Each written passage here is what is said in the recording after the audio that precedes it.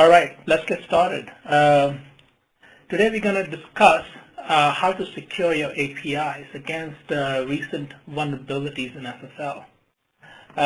This webinar is brought to you by Kana, and I am Ashish Ved, Director of Technology at Akana. You can follow us at Akana Inc. on Twitter. And for any questions or any conversations, if you are either watching live or you're watching this recording, you can ask us at TLS with Akana on Twitter. After this webinar is over, we're going to put all the slides and the video at this link, that is http://resource.akana.com.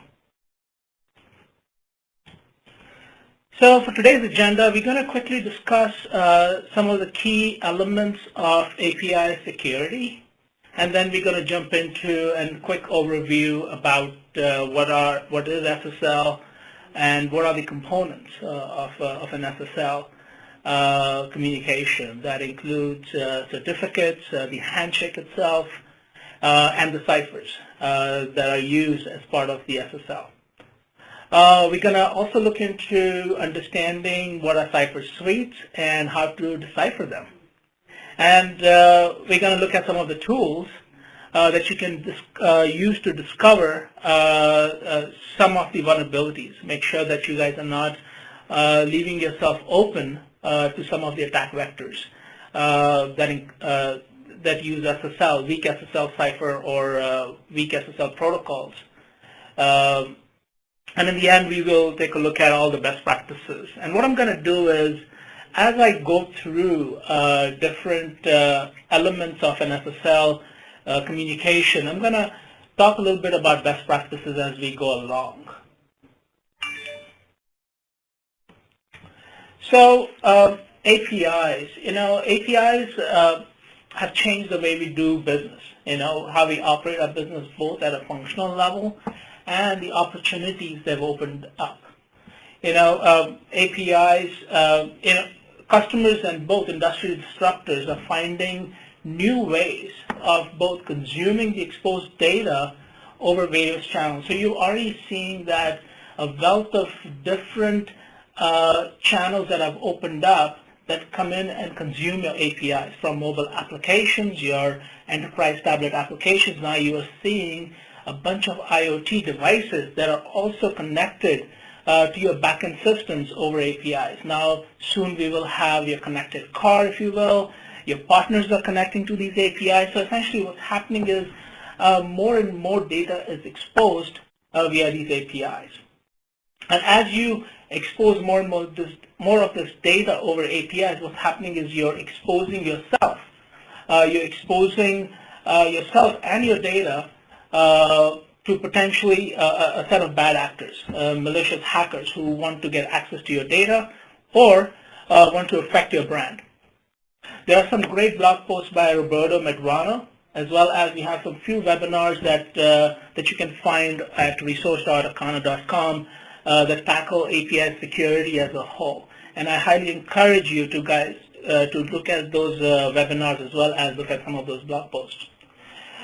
Historically, companies would just host a single website, and it was maybe they would have a shopping cart or an e-commerce extension, and it was very easy to secure those. But with APIs, you have different channels, different ways of connecting to your backend APIs, therefore many different vulnerabilities. But then API security, if you look at the API security landscape in general, you look at concepts like OAuth that allow you to authorize your API access.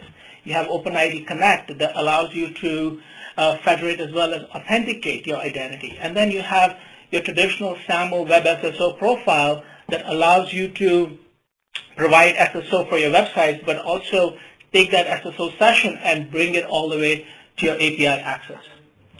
Then we have customers using AppID and secret for your consumers to access those APIs and authenticate those APIs. A very different way of authentication. And then you have attribute-based access control and data privacy. All these different API security mechanisms and constructs rely on one single thing. It relies on your transport to be secure and secured using a TLS-based protocol. So there's a lot of technologies that hinge on right implementation of TLS, right implementation and configuration of TLS.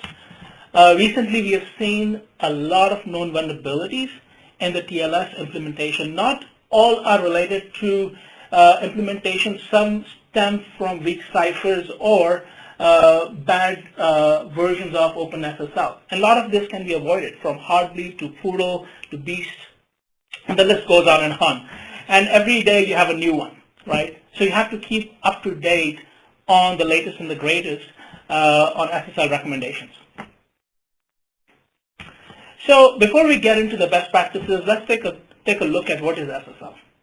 SSL was introduced, I think in mid-1990s, I think 1994 by Netscape. It was version 1.0.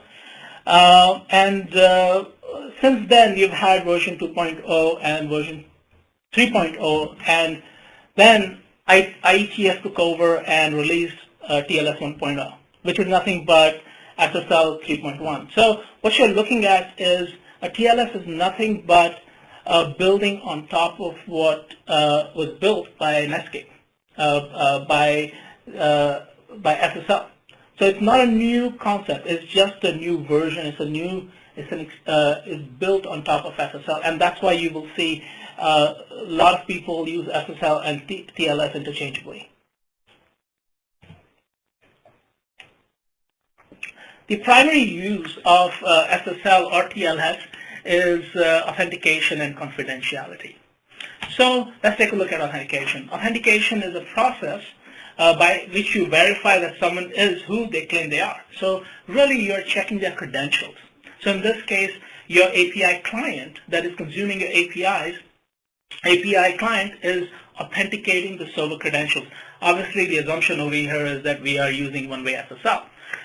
Two-way SSL is something that we can discuss if time permits, but for now we're going to focus on one-way SSL where client is authenticating the server credentials. And the way the credentials are authenticated is very simple. When the client connects to the server, the handshake begins. The server provides the client with a certificate, which is nothing but the domain name as well as the public key of the server. And client, using digital signature verification, verifies the certificate's authenticity and authenticates the server. For authentication to happen, you're relying on digital signatures. And signatures are nothing but allows you to verify or authenticate the server. For signatures to happen, certificates play a big role in signature verification.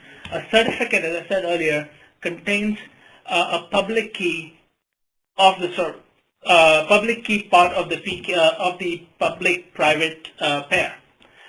In this case, the most common certificate type is RSA, where the public key is nothing but a product of two primes. It uses asymmetric key-based key pair. So in this case, a public key is nothing but a product of two primes, whereas a private key is something that is private. It is not shared by the server and is kept secret by the server.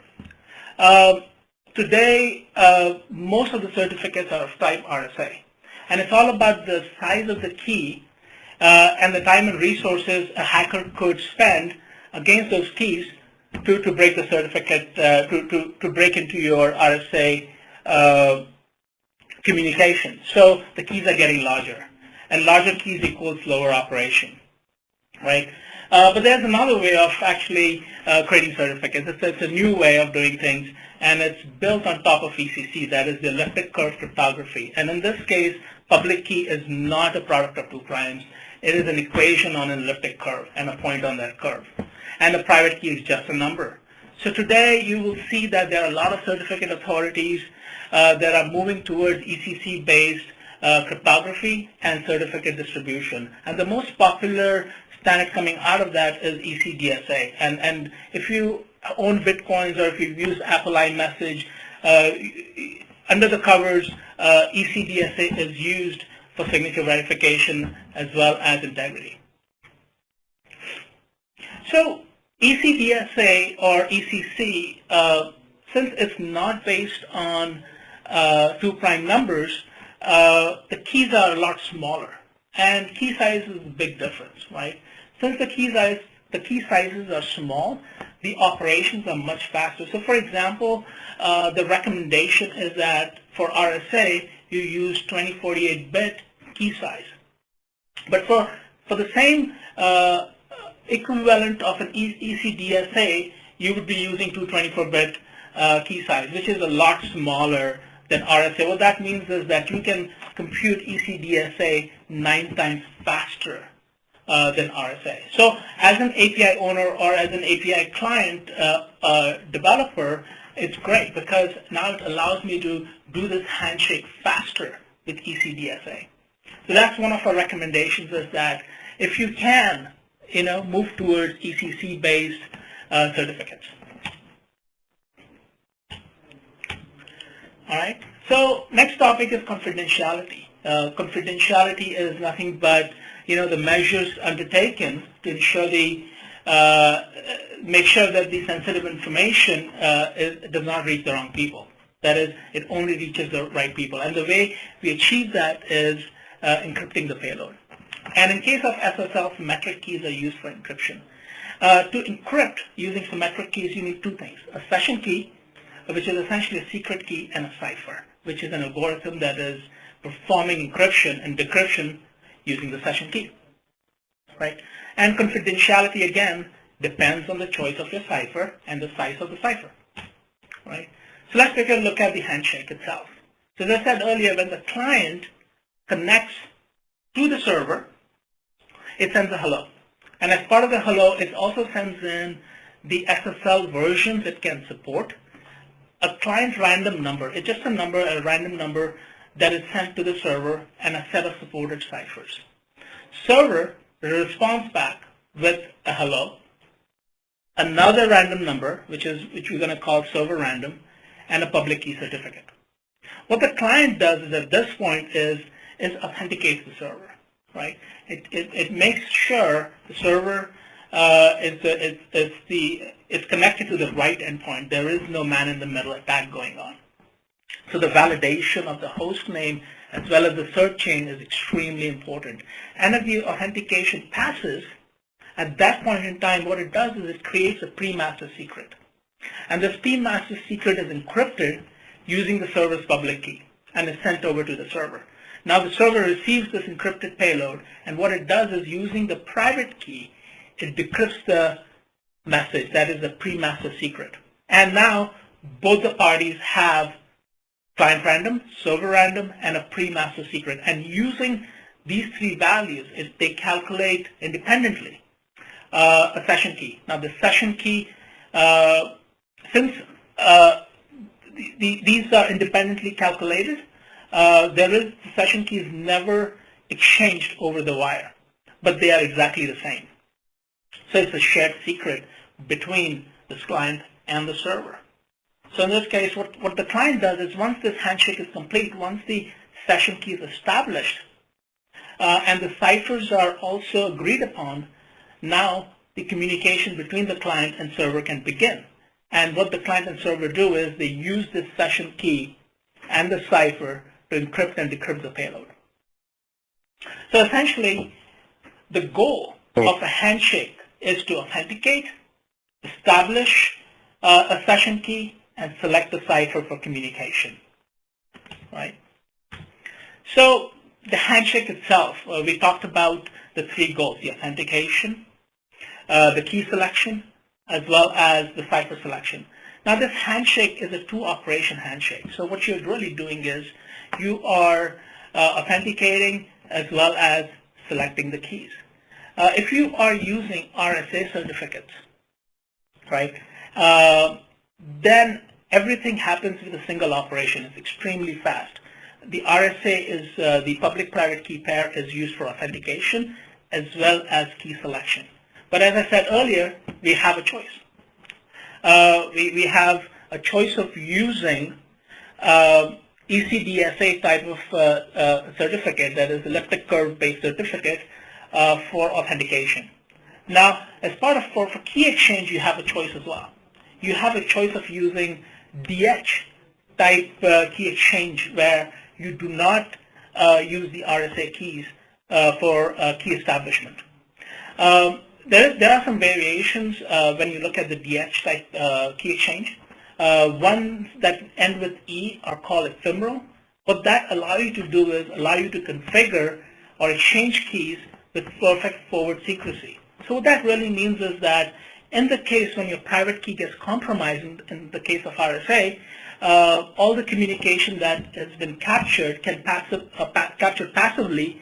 A hacker could retroactively go back and decrypt that information, right? With perfect forward secrecy, what happens is the keys that are exchanged are ephemeral. That is, they are per session.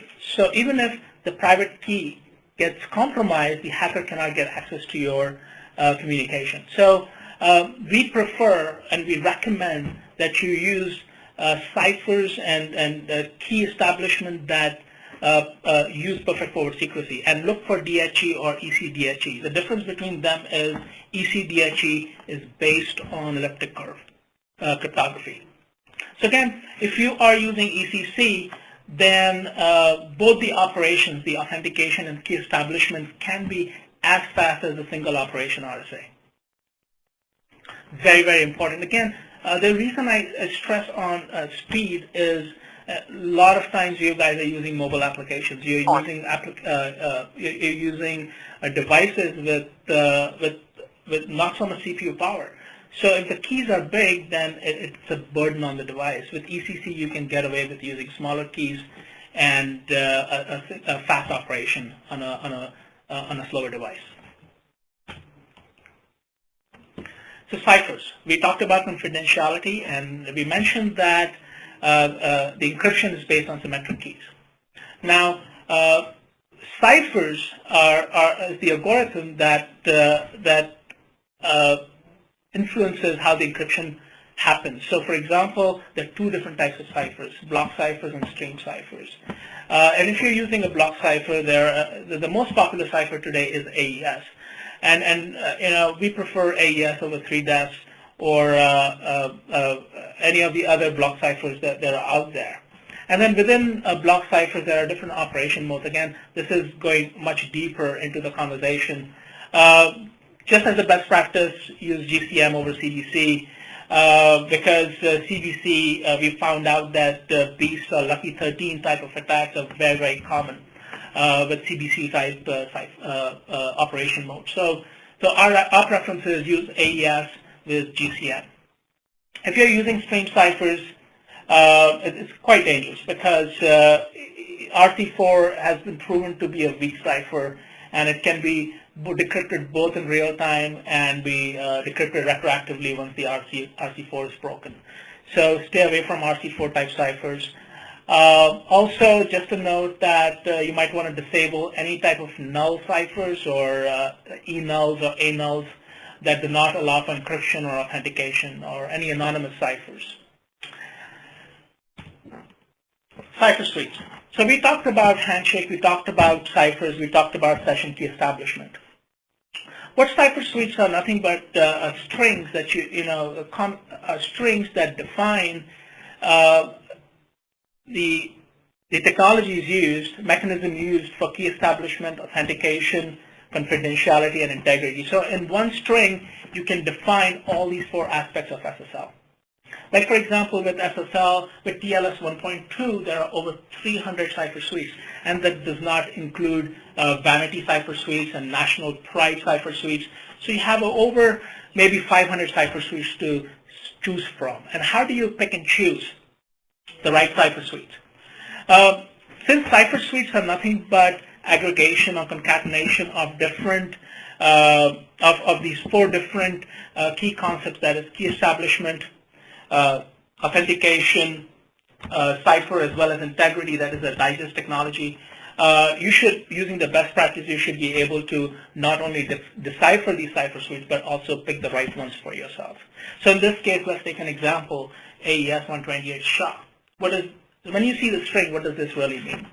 What this means is that the key establishment by default is RSA. So if RSA is not specified in your Cipher Suite string, means that it's automatically RSA.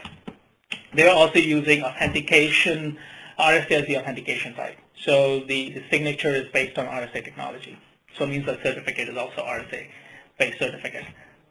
Confidentiality is provided by AES, Cypher, with CBC. Again, if the operation mode is not specified with AES, it's automatically CBC. And you can see it's a 128-bit cipher. And then finally, the integrity is provided by SHA-1. And again, I would say this is not one of the top ciphers, but this should be okay if you use it, right? Let's take a look at some other ciphers. AES 256, GCM, SHA-384. What does this mean? In this case, again, the key establishment is RSA. You've got authentication provided by RSA as well. Since again RSA is missing in the string, it's automatically assumed that it's RSA. The confidentiality is provided by AES 256-bit cipher with the GCM operation mode. And the integrity is provided by SHA-2, 384-bit. So we really like this cipher. This is a great cipher, and if you have to use it, go ahead and you should configure your server to accept one of these ciphers as a preferred cipher. So let's take a look at a little bit more complex cipher. And I'm going to give you guys a second to see if you guys can decipher what these cipher types are. So the first one, the key establishment, is done by the Eelliptic Curve DH ephemeral. So it's a great key establishment protocol, because what it allows you to do is it provides you that perfect forward secrecy. It also uses elliptic curve, so you know it's going to be very fast. And the ECDSA implies that it's not using the RSA certificate. The certificate authority has provided a certificate that is based on elliptic curve cryptography. So in this case, the signature authentication or signature verification is done using ECDSA.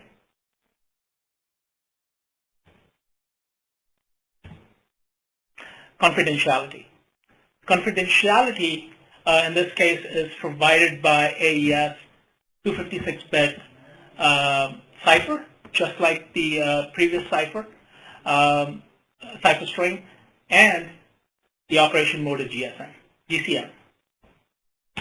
And integrity is again SHA-2 384-bit. So again, this is a great cipher. So the last two ciphers are extremely strong cipher suites, and if you have a choice, you should definitely use these as preferred ciphers. Let's take a second to talk about downgrades.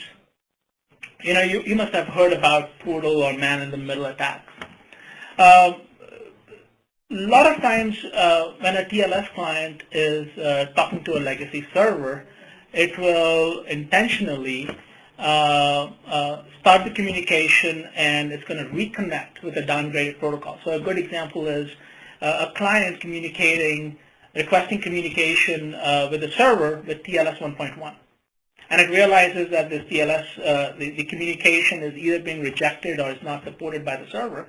So it's going to reconnect with maybe an older protocol like SSLv3. So what this allows the clients to do is connect with the legacy servers with the older protocols. So downgrades are undesirable, but it's a valid use case. But a lot of times that might indicate a downgrade attack. So in the case of Poodle, what was happening was clients would connect and then renegotiate with an older protocol, and once the negotiation was done, they would connect using the older protocol and employ the known vulnerabilities against those protocols and try to break into your backend service. So even though there is a valid use case for downgrades, they are undesirable. You need to find out if that downgrade is unintended or malicious, right? So there is, as part of TLS 1.2, SSLv3, that is the signaling Cipher Suite value fallback, was deployed. It's a fake cipher. So when the client says hello, as part of the cipher list, you will see the client send in TLS fallback SSLv3. And if the server supports TLS fallback SSLv3, then it's going to automatically detect that it's an undesirable download, and it's going to sever the communication with that client. So as a best practice to avoid some of these man-in-the-middle attacks, that's one of the best practices is to deploy your TLS fallback SSLv.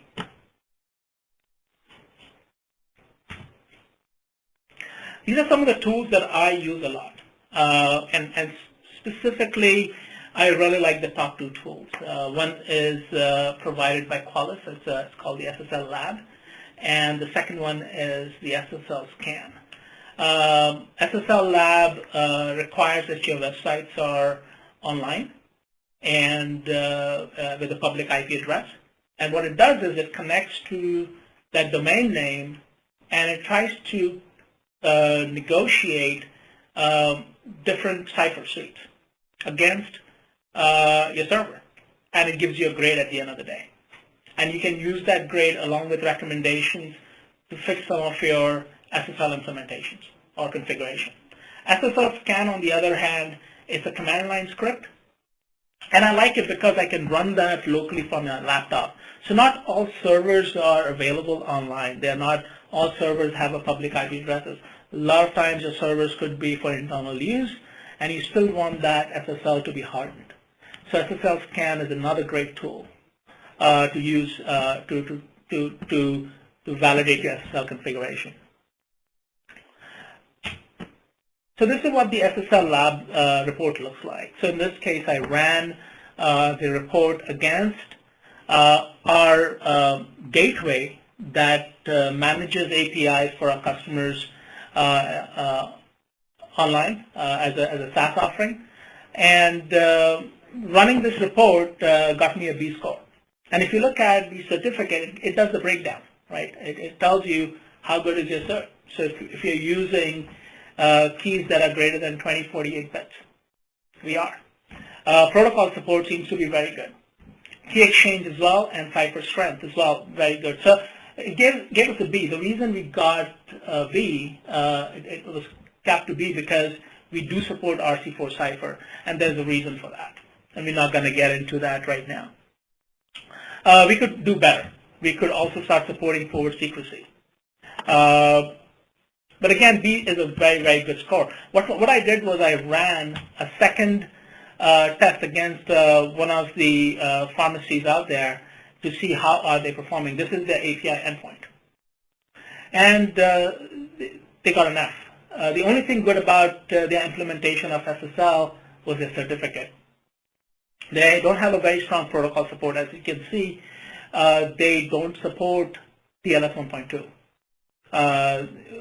That's a recommendation that if you have an option, please support TLS 1.2. You can also notice that this server does not support SHA-2. So your digests are all based on, digest integrity is all based on SHA-1. Also, the server does not support DH, key exchange parameters. So that kind of really hurt them, and it brought the grade to F. So again, if you're using Qualys SSL Lab, this is a great tool to find out how your SSL servers are configured and if there are any gaps. And if you scroll to the bottom, it's going to give you cipher by cipher breakdown of the problems that you might have in your SSL configuration. The other tool that I talked about was the SSL Scan. It's a command line script. And I'm a big fan of this because what it does is it connects to your SSL endpoints, and it gives you a list of all the ciphers that are available on the server. So in this case, if you look at the ciphers that are available, you'll see that the server follows a decent set of best practices. Most of the SSLv3 connections are disabled. You'll see a rejected node for most of your SSLv3. And if there is SSLv3, they are using a stronger symmetric key algorithm for connection. And these guys, and if you look at these guys, also support some of the forward secrecy-based ciphers. So you'll see that both for SSLv3 and TLS version 1, they support DHE with RSA. So again, if you want to get a little bit more technical, if you want to dive down into the Cipher suite strings, you can use SSL. And again, both Qualys and SSL can provide great tools for your deployment. So let's take a look at a quick recap on your best practices. Right? We talked about how the choice of the version of your protocol makes a big difference. Right? We recommend the use of TLS 1.2 over 1.1 and 1.0. Biggest reason is we've seen a lot of poodle type attacks if you're using SSL. SSL 1.0 and 2.0 is a big no-no.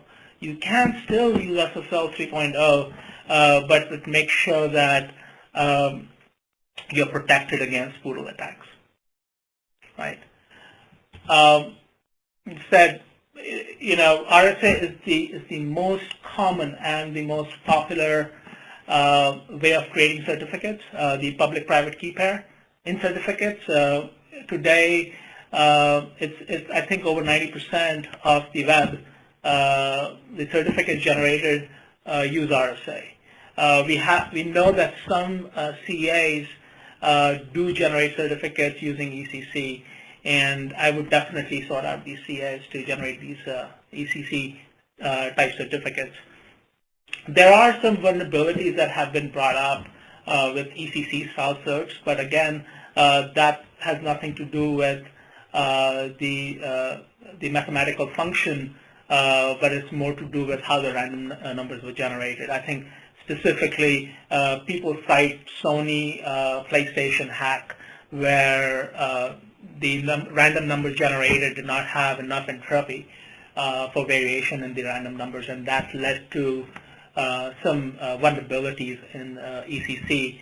But again, if you are using ECC, it's a very, very strong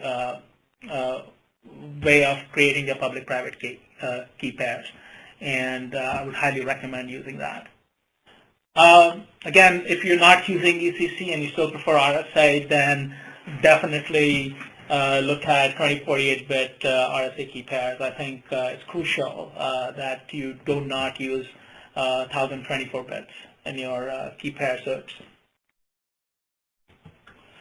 Prefer forward secrecy. I think that goes without saying.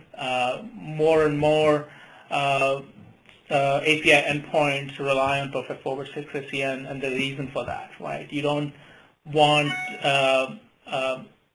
in the situations where the private key of the server is compromised and the data has been collected by either state actors, bad actors, or when both are the same, you don't want these actors to go back retroactively decrypting your payload. Perfect forward secrecy makes sure that your session keys are generated per session, and there is no exposure to the session keys, so that the data, even if the private key has been compromised by a bad actor, the data is still secure. It's still private.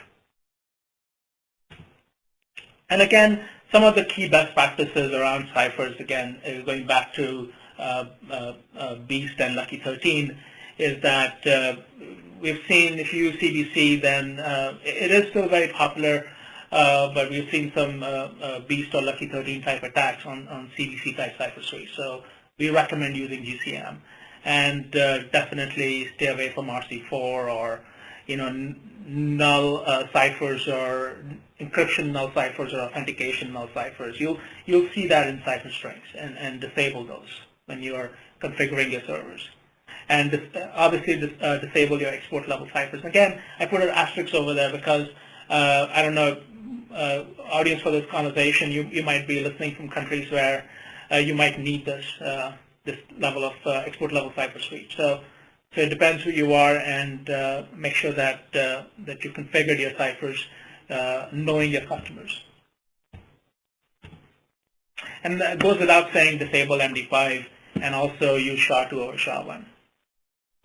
And then finally, enable TLS fallback as CSCV. So that's a good set of best practices around the use of SSL, both from a protocol standpoint, certificates, Cipher Suites, and for integrity settings. In summary, I would say that cryptography is hard to implement correctly. It's a field in itself, and to do it right, it takes an effort. Today's best practices, that is so true about cryptography. Any part of computer science as a field is today's best practices probably are tomorrow's no-no, and especially true for cryptography. Every day people find vulnerabilities. People find ways to break into your secure conversation. So keeping up, the question is, how do you keep up with up-to-date and keep yourself up to date with latest vulnerabilities? How do you configure your servers? How do you keep up with any of these recommendations? And make sure that your servers are up to date with best practices.